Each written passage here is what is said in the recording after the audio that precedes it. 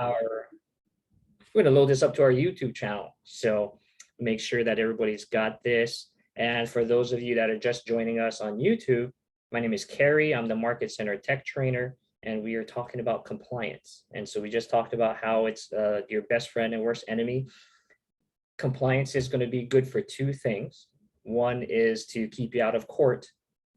The second thing is to help you get paid on time, right? You work so hard and you've done all these things to get your ducks in a row as an agent that you want to be either to get that check, and you don't want to find out later on that you've got to give that check back over because you're getting sued, right? So compliance is a process that's black and white. How you use it or how you view it is not, if that makes sense. So this class is really for two types of people. You are either the agent and you're doing it yourself, or you've got an admin, you've got a TC that's doing it for you, in which case, I don't mind if you fall asleep for a little bit. I'll point out when you should wake up and pay attention, because you want to have an overview. Even if somebody's doing it for you, you want to understand what's happening because it's your name on that contract, right? Does that make sense? Okay, so I like to also, at the end of class, give away some free goodies. So we'll make sure that you guys have all like these walkthroughs. We've got PDFs of what you're clicking on, little screenshots of the little buttons, and seeing exactly what you're looking at should you have to do this yourself. All right, let's go to share my screen. I've got you guys here. I want my command dashboard. Okay, you guys got my opportunity pipeline? How many of you guys have already, like, by a show of hands and whatnot, like, have you built opportunities? You've kind of gone through this once before and you're good? Awesome, awesome. Okay. Well, not with KW Honolulu, with KW Kauai. Okay, awesome. Yeah. Well, process-wise, it's all the same. So this might be just of a review for you guys. The process on Oahu, again, pretty simple, but we'll go over it right now. So sales pipeline, building opportunities and contacts, another class for another day. But what we're going to do is just right from the get-go, just really create something really fast here. The success team, when you're creating an opportunity, you get the choice is a listing or a buy side. Type in your client. And then this opportunity name comes in. Now, right up on the bat on a listing, you know what this address is, right? So you are just going to pop in an address. So there's three pieces of information that's going to help our compliance officer find your opportunity when it comes time, right? So a listing is the address, right? Street number, name, unit number, and that's it. We don't need city, town, zip code, whatever, right? Just that piece of information. What we do here on Oahu is we give a quick SLR for seller or BYR for buyer, right? And then the client's name is going to go there. And then at the end, we want the agent's name. In this case, it's me, right? So let's just say, do a lot of work for Captain America. Here we go. That way, you guys can see the difference. Me and Steve Rogers, we do a lot of work on real estate. Okay, so then you client name and you got the agent name on the back. If you are on a team, the team owner is always going to, a team leader is going to be the agent on record, right? Not to say that you're not attached or whatnot, but we want to make sure that we can find it and who's the team leader on that. Custom tags, you can make that whatever that you want that to be. And a commission rate on the list side, let's just say 3%. All we're looking for compliance is what's required, right? Cultivate, and when you're building an opportunity, you can see that you can't put anything right into under contract. And so even if you're not using Command as your main CRM, that's all right. You need it to get paid and for compliance. you're going to then build your opportunity in active. Make sure your assigned agents are on here. If you're a team leader and you have an admin seat that you're being used, you would put your transaction coordinator on here as well, so that they can have their unique sign in and they can see the opportunity. And you hit create. Quick question. What about co-listing? I'm sorry, a co-listing? Yeah, you'd put their name there too. Yeah, co-listings, it depends if you're on the same team. If not, you've got to have that dialogue of like, who's going to be the person to actually be that lead to then do the compliance, right? And then the co-lister comes into play when you're doing the commission. Right. Okay. Yeah. Good question. And then so you can see here, we've got all of our data on the details. These little spots here, these things fill your goal applet, right? Appointment scheduled, appointment date, agreement won, contract date, and close, right? So agents aren't necessarily data-driven people. You guys are high Ds, a lot of you. So you want to know where you're at in regards to your numbers. This is there. Have somebody help you with it and do that. Otherwise, again, it's not required for compliance. What is required is you can select from listings or use this property box here to fill in the data. So as you can see, Google takes over. It's going to want to find that address. You click in on that address and it's going to pre-populate everything else, right? But you notice when Google is pre-populating, there's no unit number. So what you can do is select what you want, click back in before you save it, and add the unit number. And that'll save it in that property box. Okay, this is going to be key. So in the opportunity for, again, for commissions, you want to have an assigned and linked property. So whether or not you do it on the box here, you go into the listings up here, which then pulls information from the MLS on active listings. And maybe it doesn't necessarily have maybe it's a vacant lot and you don't have an address. This isn't held and bound to what Google can find. Maui, no. States, lot number 56. And you can leave, and then you would tweak out the city and the town as necessary. And then you can see if you got next home, right? If there's no street address, you can put something in there and just make sure it's identified. Okay. Where compliance really comes into play is making sure once you get, now this is a contract to close conversation. So right here at the top left is your navigation. Do you want to go all the way back out to the sales pipeline and opportunities, or just do you want to stay in the listing stage? Because I just want to move my card and hurry, right? So that right side link backs us back out to where we currently are with our current card in listings. And all you do is click, drag, and you see the blue. Latasha, the MCTT on Maui, says teal is your friend. Once you see that it's teal, you let it go. And now you have it under contract stage, and you can see all my test properties here. But this is where you click and drag and move it. And again, opportunities is another class in itself.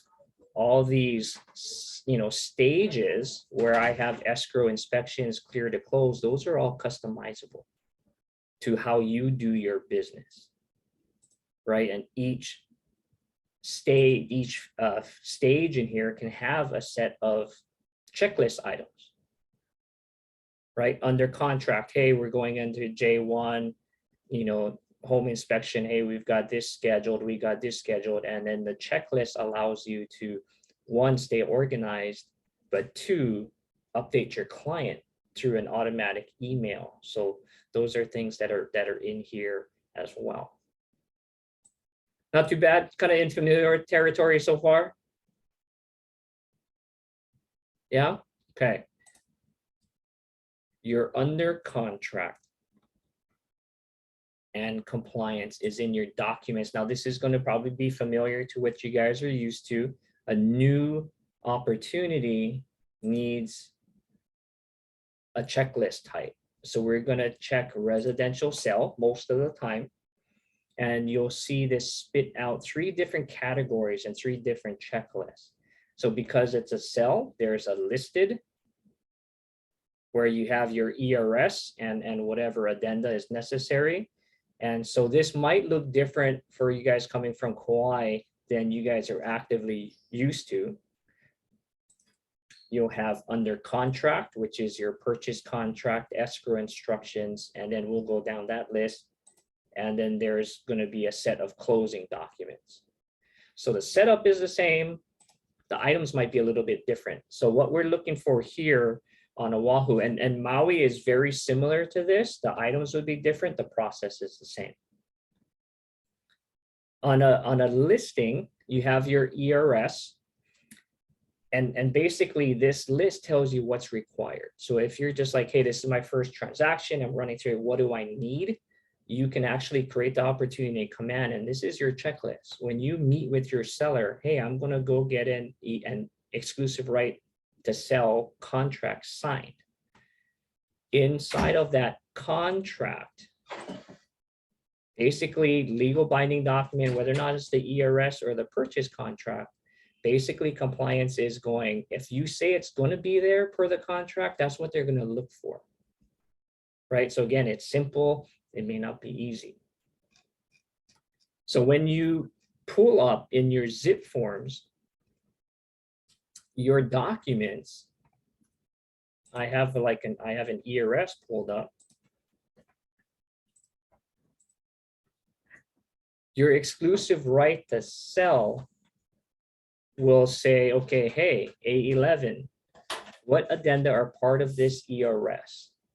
And so what we do in Keller Williams Honolulu, especially, we kind of over disclose. None of our addenda actually impact the contract itself. They're more of just explanations, right? So there's templates in zip forms that's already pre-made, and it'll add the documents that you need. But usually with an ERS, there's a Keller Williams Honolulu standard addenda,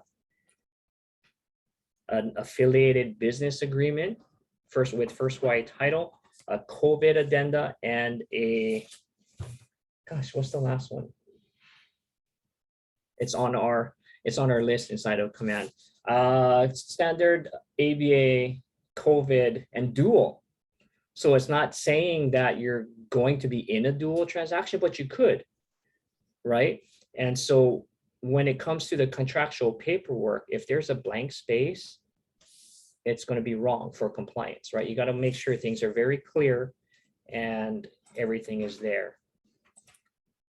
So going back to command, you have your exclusive right to sell. And it tells you you're going to have your data input forms. And so by the time you're under contract, for those of you that aren't using command proactively to manage your pipeline, you go under contract, you've already got these documents, like put it in there, right? As soon as possible. I just got a quick question for the last one. So I have a listing that are being assigned over from Kauai to KWH. And so when I set, because I have to actually do this today. So when I set up, I put in the listing contract. Where do I put the assignment and assume, was it assuming, or I don't know what it's called, or the assignment contract? So you have a listing assignment and assumption contract. If there is an item and an item that you're not necessarily seeing here, is that what you're saying? Yeah. But so yeah, I'm going to put in, so because the exclusive right to listing contract is actually written by KW Kauai, right? Right. And so it's coming over. We're bringing it over, and we have an assignment and assumption contract that goes with that, because KW Honolulu is now receiving that listing.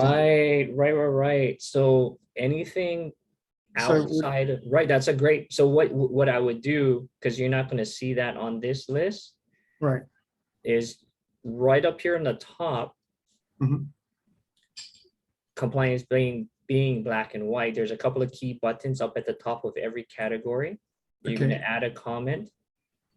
And right here, you would say, and I'm, all about the shorthand, keep it quick. I'd say OG signed with Hawaii C assignment amendment. Okay. Right? For move to KWH. Okay. And where would I put the document? And the document here is, if you hit the meatballs on this side, it'll just say add document. Yep. And you say, yep. Okay. Very good. These are the document type. And actually, when you create it, you would have that document, because it's going to need something right away. Yep. And you just drop it in, and you'll notice at the bottom of the list, now we've got that additional, that up here. We've got that additional document there. Yeah. All right. Perfect. Thank you. Yeah. Thank you. And super easy. I think maybe what's been new for this process in here, maybe since you've been in here last, is that if you find that you can't click and drag, because right here, if you browse, I should be able to just grab from my computer. I have all these training docs here. Find the right one, test docs for training, exclusive, right? And just click and drag from my computer. Hopefully you guys are seeing that well, right? And I'm just gonna kind of load up all these things. So click and drag. So what's been happening with some of these changes is that people are noticing that they don't have that option. It's because of this toggle here. So you're attaching files from your computer. If you had started a DocuSign room, so now there's a lot of you out there that are utilizing the free DocuSign rooms with Keller Williams Honolulu and the brokerage to stay organized, right? Because there's a link from command through DocuSign rooms to your zip forms. And whatever system works for you guys, stick with it, right? Because zip forms integrates with DocuSign, and you can do your digital thing from there, and it comes into a backend, into a folder and saying organized. There's people out there that love DocuSign rooms. And so when you do start a transaction and it links to your DocuSign, you'll be able to pull it from DocuSign. It'll recognize the files you have in there, and you'll be able to kind of fill out your list that way. That makes sense. Vero is nodding. Are you using DocuSign rooms? Awesome. No, I mean, we use DocuSign, but we use it like, it's funny that we're talking about this because I use it like every 30 days. I change my email so I can get like a free 30 days. Oh, wow. So yeah, and then I have other questions because I'm actually Ashley and her team. I'm their virtual assistant, and so I have a virtual team that we support Ashley. So I have other questions too, but I don't want to get off of track, so I'll ask at the end. Sure, absolutely. And then we might be getting together later on after this too. Yes, thank you. Absolutely. Okay, so yeah, so you can use DocuSign. The brokerage has a free version. So if you're paying or using that 30-day thing, like let's use your agent's one. Okay, so again, so you have your listing documents because you're getting under contract. So a proactive use, get it in, create the opportunity, track your opportunity, get your documents in right away. Now and you'll see that once we have added documents that it says open on this side, right? Meaning there are documents in there. Under contract, there's no documents yet. So that's why it's blank, okay? So we secured a listing, we got all our documents in there. Now we're accepted a contract, right? We accepted a purchase contract. We go to the under contract section. And even though these things are reverse sortable, like if you wanted to see all your required documents at the top, you could, but there's a benefit to having it this way, right? And just having it as a standard. So it starts with escrow instructions, your purchase contract, right? You can see where the counter says it's conditional.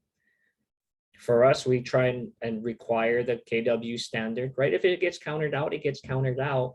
If you have your client sign it, it's still good to put in here, right? Again, because it's just disclosures and information. But you'll see that it starts with the contract, the counter. There's a co-op and a co-op broker W-9 if necessary. Referrals. And so basically you go from the purchase contract to all the different like addenda and the as is, the dual lead-based paint, right? Which we'll go back to. And then halfway through, you start to get to the more required documents. You'll see a timeline, the prelim. Now we're looking at really what we're looking at is all your contingencies, right? You'll see the SRPDS and the J1, whether or not K2 was part of the contract, termite inspection, and remedy if necessary, M1, and then it gets down to really the DA, right, and estimated statement. So these are all the documents you need for your under contract section. You notice that there's nothing necessarily in regards to buyer lending or proof of funds or anything like that, right? This is just contractual documents that you need. Now you may go ahead, Vigat. Sorry, buddy. Why is that? Just wanted to know. Oh, I guess being the black and white nature of the contract, you can't necessarily, I don't want to say you can't necessarily counter because or cancel, but it's not a contingency that our compliance officer views as make or break in regards to the thing. So that being said, you might still want to have that file, in which case add new custom folder, and that'll be a place where you can put all the rest of your documents there. And now it's like playing cards. If this is what's required, and maybe there might be an addenda that you might want to attach, but anything not asked for and not part of the contract, don't add the item, because then now it's going to be reviewed. Does that make sense? Right. And I'm saying, praise the Lord for less paperwork. Yes, absolutely. Okay, so the same thing goes really, right? You are going to do add some docs, and so we'll just really go back here and we'll do some things. Test docs for training, co-op broker form we need. And so again, if there's a blank space, really what it comes down to as far as compliance and errors is blank spaces. Your documents not being fully executed, right? And some of that is tied to zip forms. When you're creating your parties, do you have the address of the brokerage and the phone number for Keller Williams Honolulu or your office? Do you have your license number in there? And so that'll create pukas, that'll create extra work for you guys, right? Lead-based paint, if you guys are familiar, that document is a federal form and probably the most like error-filled document that we've got, and it'll bounce your transaction from compliance like nobody's business, right? So really quickly, seller's part up here, a lot of times you'll see that they have no knowledge or they have no reports to give, right? In that instance, C doesn't need to be filled out because nothing was given, but D does need to be selected, that you've, as a buyer agent, you've given your buyer that protect your family from the lead-based paint. E needs to be checked. They need to either confirm that they've received that 10-day opportunity or they waive that opportunity to have that further inspection. Agent's acknowledgement here is the seller's agent has informed the seller about their obligations, and then all parties and even both agents signed this thing. So there's been check marks where there needs to be initials where check, and just do things in the right way, then you'd be all right. Cool. Not too bad, right? Any questions so far on or maybe documents that you guys noticed or maybe had any questions with what you guys experienced so far? Yeah, sorry for taking over everybody, but I just got another question. So what happens if like it's like something's been X'd out of the purchase contract and it says required on the opportunities, but it's not required as per the contract. Do we sort of like write something down and upload it there? Do we write a note? Yes and no, and that's a great question. Basically, the compliance officer is reviewing the contract, seeing the counter if something was stricken or added, and like the lead-based, not lead-based paint, I'm sorry, L2, you see that termite was required on our list. If it wasn't part of the contract, you won't get, even though it says required, because it would be best practice, right, on the buy side to make sure to get one, you're not going to be dinged on that. Now, do you want to write a comment that, hey, L2 was struck from the contract? Not necessarily, although flow wise, what happens a lot of time, vacant lot. I would leave a comment, hey, you're not going to see a J1, you're not going to see an L2, you're not going to see, this kind of stuff because there was no structure in the property. So the more clear you are, the more kind you are to the compliance officer. But at the same time, he's going to walk through what's required for the contract, if that makes sense. A great question. Yep. Cool. And so process-wise, we hit our contingencies. This is going to be the key and probably going to separate a lot of people success right here. First of all is the FE nature of your documents, right? The second thing is catching the early bus. So I'm not sure what the time frame was on Kauai, but for Maui and Oahu, sending in your commission request, that's now done through command, right? No more green sheets. Is the MCA is asked 2 weeks prior to closing. Was that the same for Kauai? Not necessarily, but yeah, the earlier the better. Yeah, the earlier the better. It should have been done straight away, actually, but It could be, yeah. It just depends because we tend to wait for escrow to get back to us and tell us when they're getting ready to close and all that sort of stuff, Right. Absolutely. No, that's great. So yeah, so you could get it up front and there may be some credits and there may be some things, right? The co-lister information, referral information. So our best practice is 2 weeks prior to close, then you're going to generate your commission because commissions and DAs can always be corrected, but you got everything you need 2 weeks prior to close, really. What also happens 14 days prior to close generally? Anybody? What contingency usually happens 14 days prior to closing? Final loan approval, J3. And the termite inspection report. Yeah. Yeah. So it kind of looks like this. 10 to 14 days prior to closing or 2 weeks prior to closing, you're going to have your termite inspection. You're waiting for the report back 2 weeks prior to closing that ask of the market centers to submit your commission. That takes a couple days. Termite report takes a couple days. You kind of get it in. The DA comes back from your commission. You have that. The termite report comes in. Look, there's nothing else really that you need except for your settlement statement. So you submit it at 14 days, 12 days, you get your DA, you send it off to escrow because it's approved. And then you ask them for the estimated statement. Hey, here's my DA. Can we get our estimated statement? Right? They give it to you right away. The list is POW. Right? At that point, you can go ahead and say submit to market center.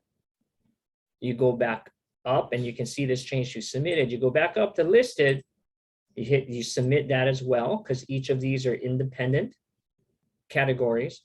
Now you have everything submitted that you need to have reviewed in order to get paid, right?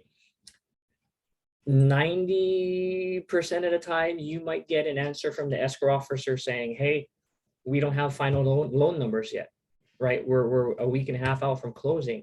You don't need final loan numbers. you need an estimated statement of escrow costs, and that's going to be compared with your final settlement statement, right? So they might get you pushback on it. You just say, hey, I need an estimate of your escrow cost, please.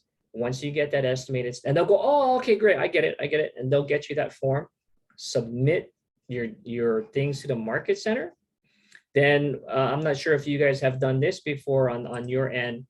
You'd submit a triggering email to compliance that looks like this.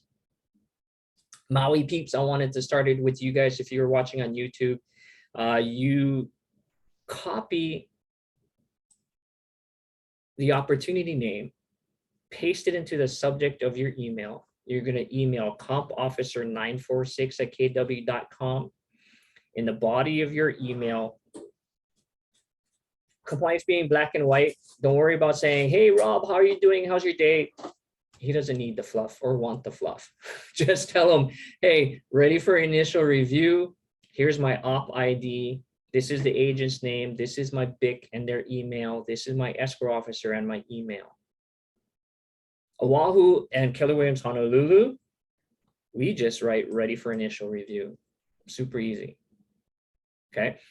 He then has 48 hours, which is why you want to catch the early bus, because, right, we got our DA and estimated, and we're still a week and a half away from closing. He has 48 hours to review your file. He does his best to review it as soon as possible. Turn time sometimes within 24 hours, right? But know that he has a couple of days to look. He's going to take you through, and what you want, of course, is you want to see the green. You don't want to see the return in red, but hey, we're human and we miss things, right?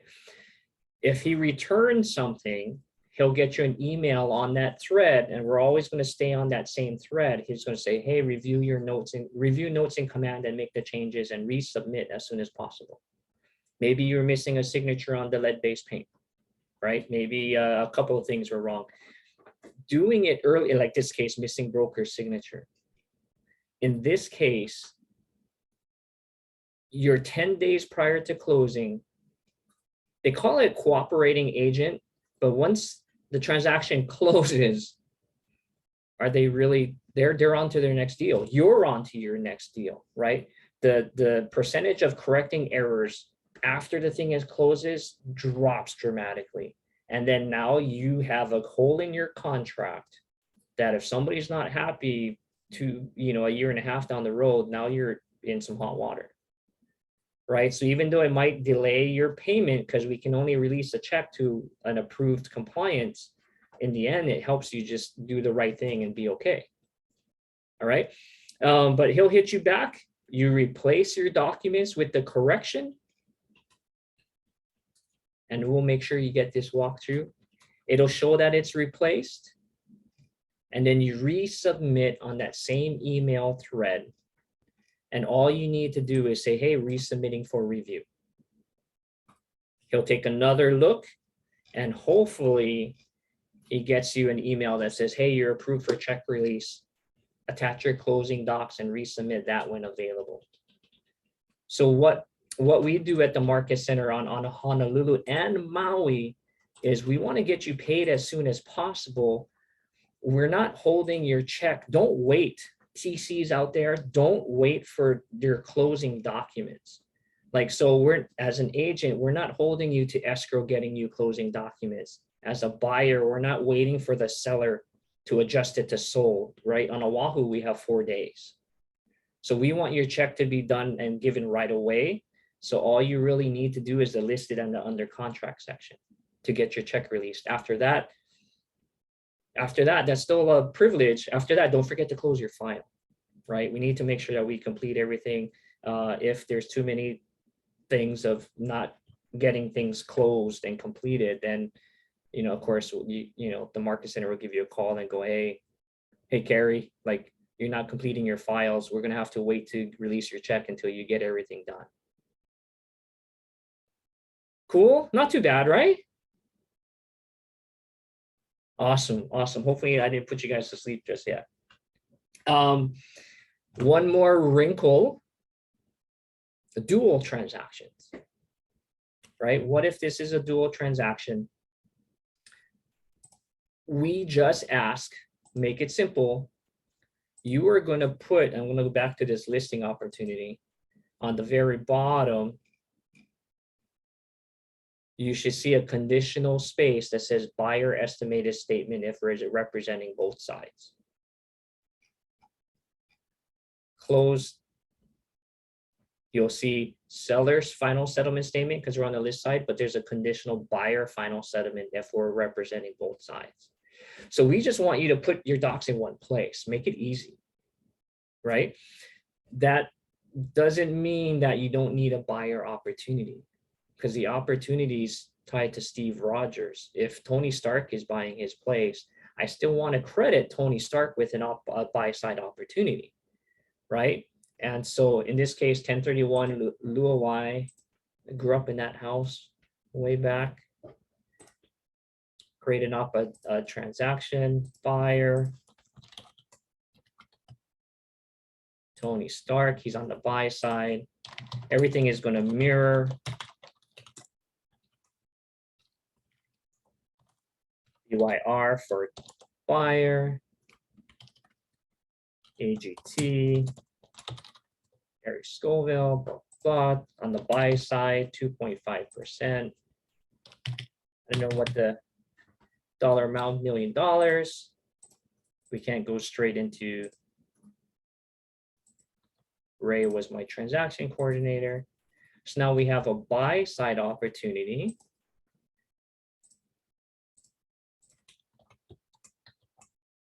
And I'm going to skip just for you guys, no, wait for me. Oh, see, look at that. Doesn't like that. 1031. Luawai. Okay, great. Save. So we're crediting Tony Stark with his buying opportunity. We don't want to discount that because he's a client of ours as well.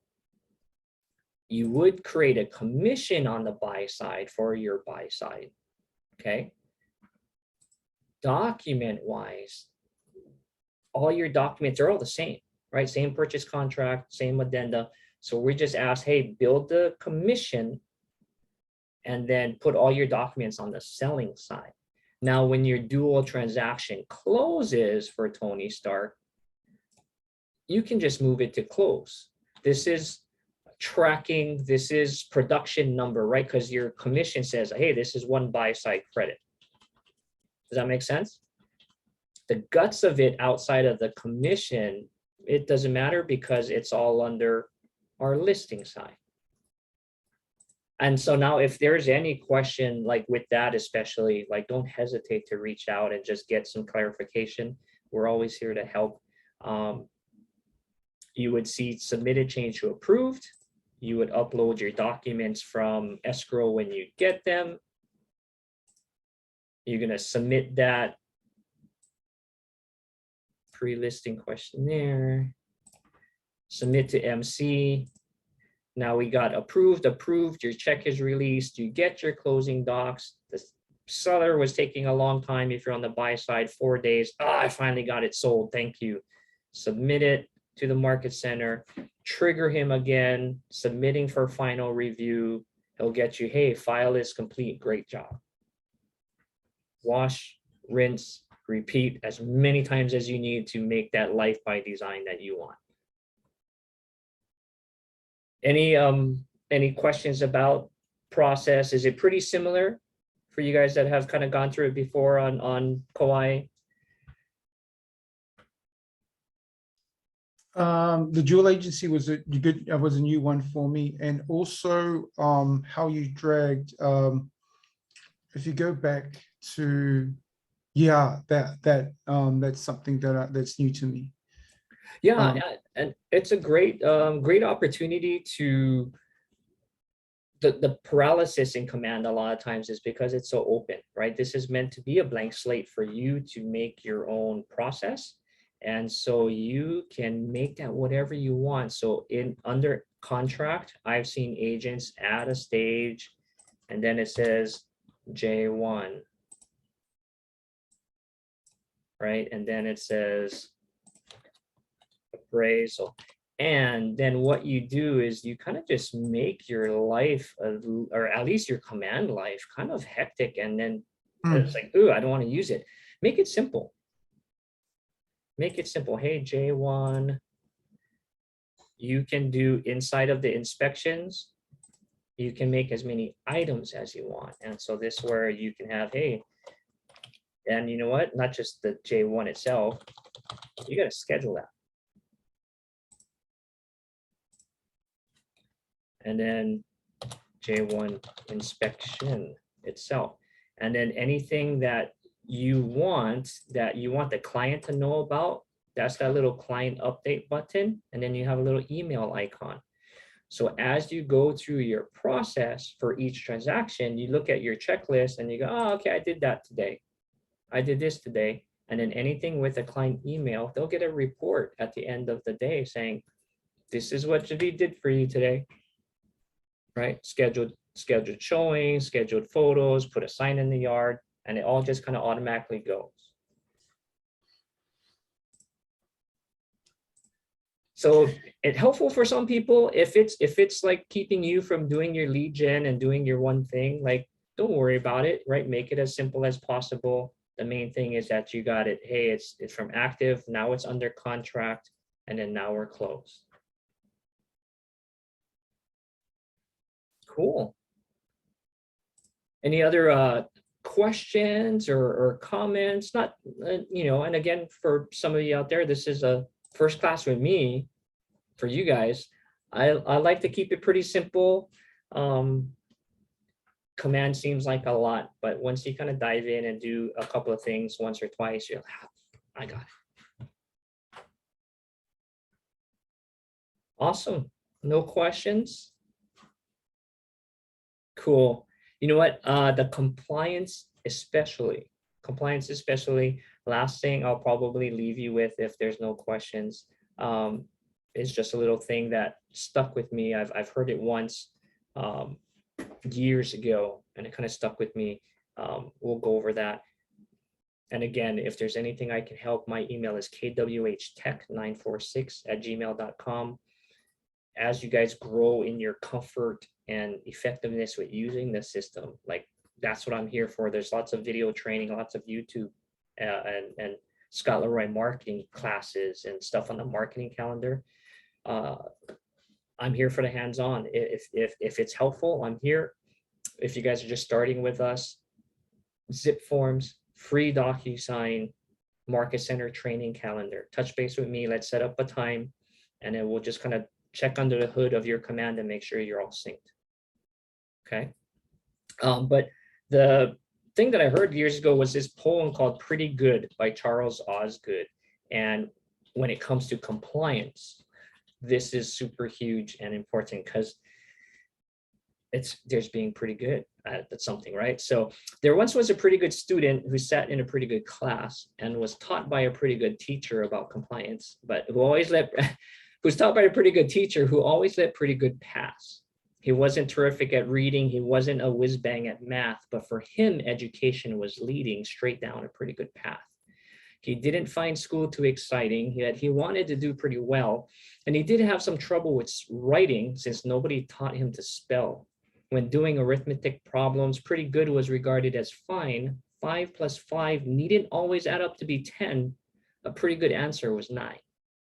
The pretty good class that he sat in was part of a pretty good school, and the student was not an exception. On the contrary, he was the rule. The pretty good school that he went to was there in a pretty good town, and nobody there seemed to notice he could not tell a verb from a noun. The pretty good student, in fact, was part of a pretty good mob, and the first time he knew what he lacked was when he looked for a pretty good job. It was then when he sought a position, he discovered that life could be tough, and he soon had a sneaking suspicion pretty good might not be good enough. The pretty good town in our story was part of a pretty good state, which had pretty good aspirations and prayed for a pretty good fate. There once was a pretty good nation, pretty proud of the greatness it had, which learned much too late if you want to be great. Pretty good is, in fact, pretty bad. I am passionate about helping you all be great agents, right? There's a lot of pretty good people out there. And sometimes I want it more than people out there for them, right? But I want you guys to be great. Email me, connect with me. If there's something I can do to help you and your business, like just leverage the system that's free for you to use and just connect with your database, build a relationship and stay organized and learn some of the numbers and as a business owner, like let me know how I can help. But thank you guys. I appreciate your time today. Have a blessed weekend. Take care. All right. Thank Carrie, you. did you want to jump in sooner than 2:15, or do you want to still keep the We 2:15 time? could. We could absolutely. Because I can just stay on if you want me to. Yeah, you know what?